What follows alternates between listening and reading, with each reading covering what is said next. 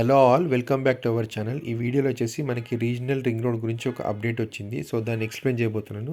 ముందుగా డీటెయిల్స్లోకి వెళ్ళే ముందు ఈ ఛానల్ని మొదటిసారిగా విజిట్ చేసే ఛానల్ని సబ్స్క్రైబ్ చేసుకోండి. నా పాత రియల్ ఎస్టేట్ వీడియోస్ కోసం ఛానల్ ప్లేలిస్ట్ పేజ్కి వెళ్తే మీకు అవైలబుల్ ఉంటాయి. సో డీటెయిల్స్లోకి వెళ్తే మనకి రీజనల్ రింగ్ రోడ్ గురించి ఈనాడులో ఒక ఆర్టికల్ వచ్చింది. సో దాని ప్రకారంగా మనకి రీజనల్ రింగ్ రోడ్ వర్క్ అనేది ప్రోగ్రెస్ కాబోతుంది. సో మనకి వినిమయ వస్తువుల తరలింపు భారం అనేది రాష్ట్ర ప్రభుత్వంకి ఇంకా కేంద్ర ప్రభుత్వం మధ్య ఒప్పందం జరగబోతోంది. సో దీని గురించి నితిన్ గడ్కరీ ఇంకా మంత్రి కోమటిరెడ్డి మధ్య డిస్కషన్ అనేది జరిగింది. సో సీఎం ఆమోదం గురించి వాళ్ళు వెయిట్ చేస్తున్నారు.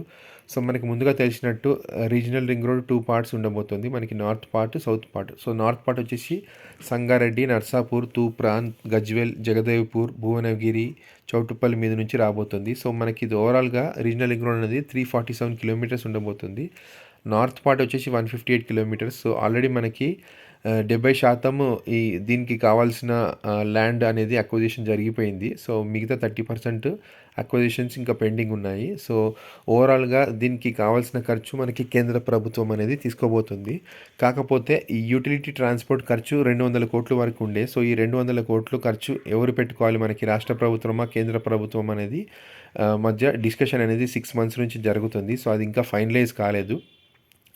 కాకపోతే దీని గురించి మనకి రాష్ట్ర ప్రభుత్వము కేంద్ర ప్రభుత్వానికి ఒక లెటర్ పంపింది. ఏంటంటే హాఫ్ పెట్టుకుందామని. So 50% state government, so 50% central government పెట్టుకోబోతుంది. సో దీని గురించి ఆల్రెడీ డిస్కషన్స్ అనేది మనకి నితిన్ గడ్కరీ ఇంకా మంత్రి కోమటిరెడ్డి మధ్య జరిగింది.